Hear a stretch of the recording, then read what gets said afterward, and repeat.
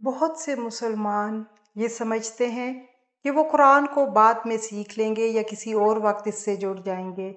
لیکن مسلسل تاخیر انسان کو بڑے نقصان میں ڈال دیتی ہے۔ قرآن کل سے نہیں پڑھا جاتا، قرآن آج سے پڑھا جاتا ہے۔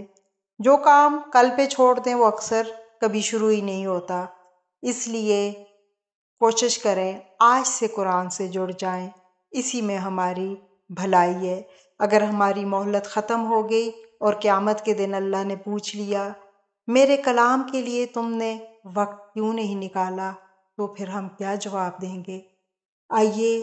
ہمارے اس سلسلے سے لفظی ترجمہ جو کہ ہم قرآن کا کر رہے ہیں اس کے ساتھ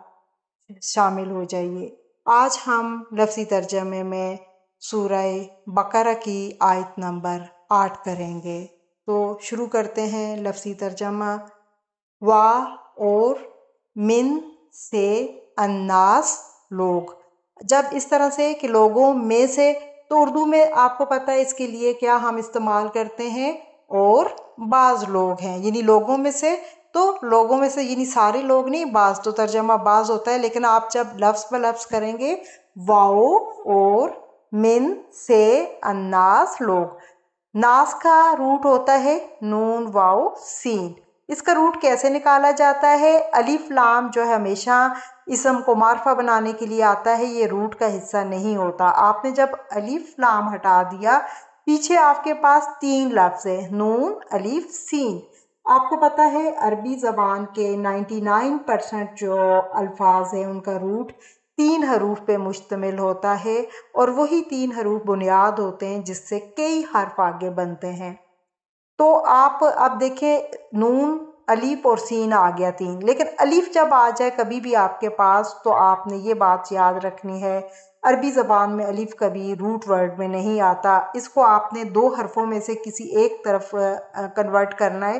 یا واؤ یا، کیونکہ یہ 3 حروف علت ہیں عربی زبان کے، واؤ الف یا۔ اس کو آپ آسان لفظوں میں وائی جیسے آپ یاد کر لیں، یہ عربک کے واویل ہیں، تو آپ نے الف کو واؤ میں کنورٹ کر دیا۔ آگے ہے من کا مطلب ہوتا ہے جو، یقولو یا شروع میں ہے تو ترجمہ وہ کہتے ہیں، کاف واؤ لام روٹ ہے کہنے سے، قول سے ہے، یقولو وہ کہتے ہیں، آمنا حمزہ میم نون روٹ ہے، اور ایک نون زبر الف نا الگ سے ساتھ لگا ہے، تو اس کا ترجمہ ہوتا ہے ہم، ہمارے۔ آمنا ایمان لائے ہم، باللہ با کا مطلب ہوتا ہے ساتھ سے یا پر، اللہ کے، اللہ پر، وا اور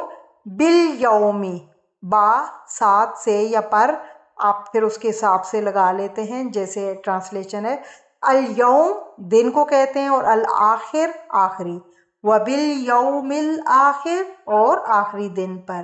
وا اور ما نہیں، ہم وہ کے لیے آتا ہے وہ سب، یعنی جمع کے لیے ہوتا ہے یہ، بمؤمنین ایمان لانے والے، اور نہیں وہ ایمان لانے والے۔ آگے ہے یخادعون، یا وہ کے لیے ہوتا ہے خا دال عین کہتے ہیں خادن دھوکہ دینے کو، اور واؤ نون آخر میں جمع ہے یخادعون، تو ترجمہ آپ کریں گے وہ دھوکہ دیتے ہیں، کس کو؟ اللہ کو،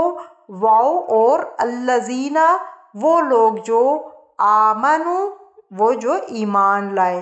وا اور ما نہیں، یخدعون وہ دھوکہ دیتے، اللہ کا مطلب ہوتا ہے سوائے یا مگر انفسہم اپنے ہی نفسوں کو، وما اور نہیں، یشعرون وہ شعور رکھتے۔ اب ہم اس کا مختصر سا دیکھ لیتے ہیں ترجمہ اور تفسیر، کہ بعض لوگ وہ ہیں جو کہتے ہیں کہ ہم اللہ پر اور آخرت کے دن پر ایمان لائے، حالانکہ وہ ایمان لانے والے نہیں۔ آپ نے دیکھا سورہ فاتحہ میں اللہ نے 3 قسم کے گروہوں کا ذکر کیا، پہلا گروہ تھا انعمت علیہم، اور سورہ بقرہ میں پھر اللہ تعالیٰ نے اس کی تفصیل بتائی کہ وہ کون ہوں گے۔ پھر دوسرا گروہ تھا المغضوبی علیہم، یعنی جن کے پاس علم تھا مگر عمل نہیں کیا، تو اللہ تعالیٰ نے ان کی بھی تفصیلات بتائیں۔ اب تیسرا گروہ جو تھا ضالین کا ہے، جو بھٹکے ہوئے ہیں، نہ علم ہے نہ عمل ہے، اور علم پا کر بھی عمل کی توفیق نہیں ہے۔ تو اب یہاں سے اللہ تعالیٰ تیسرے گروہ کا ذکر شروع کر رہے ہیں۔ اللہ نے سورہ بقرہ میں پھر پہلے جو ہے وہ خالص مومنین کی صفات بتائیں، پھر دوسرا جو کافر ہیں۔ اب یہاں سے جو تیسرا گروہ ہے وہ ہے منافق، جو نہ مومن ہوتے ہیں نہ کافر ہوتے ہیں، بلکہ درمیان میں بھٹک رہے ہوتے ہیں، اور انہیں منافق اس لیے کہا جاتا ہے کہ یہ بظاہر تو ایمان لوگوں کو دھوکہ دینے کے لیے لاتے ہیں، لیکن دل سے ایمان قبول نہیں کرتے۔ اور مکہ میں منافق جو تھے جب اسلام شروع ہوا تھا اس وقت نہیں تھے، جب تک مکہ میں تھے، کیونکہ یا تو وہ لوگ تھے جو ٹوٹلی کافر تھے، وہ ماننے کو ہی تیار نہیں تھے، یا پھر جو لوگ ایمان لا رہے تھے۔ لیکن جب مسلمان ہجرت کر کے مدینہ پہنچے تو وہاں پہ اس تیسرے گروہ سے واسطہ پڑا۔ یہ وہ لوگ تھے جنہوں نے مفادات کی خاطر بظاہر لوگوں مسلمانوں سے، تاکہ مسلمانوں میں بھی آتے جاتے تھے، ان سے مفادات ہوتے تھے تو ایمان کا دعویٰ کرتے تھے، لیکن جب اپنے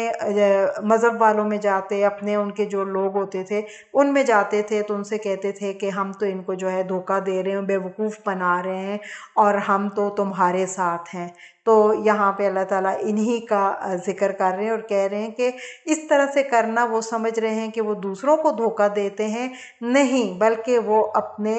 آپ کو دھوکہ دے رہے ہیں، اپنے آپ کے ساتھ برا کر رہے ہیں، لیکن اس نے اس بات کا شعور نہیں ہے۔ وہ اللہ کو نہیں دھوکہ دے رہے، منافقین کیا اللہ کو دھوکہ دیں گے؟ وہ خود ہی جو ہے اپنے آپ کا نقصان کر رہے ہیں اور اپنا آخرت برباد کر رہے ہیں۔ تو یہاں سے اب اللہ تعالیٰ ان آیات کے بعد منافقین کی مختلف ان کی صفات بتا رہے ہیں کہ وہ کن کن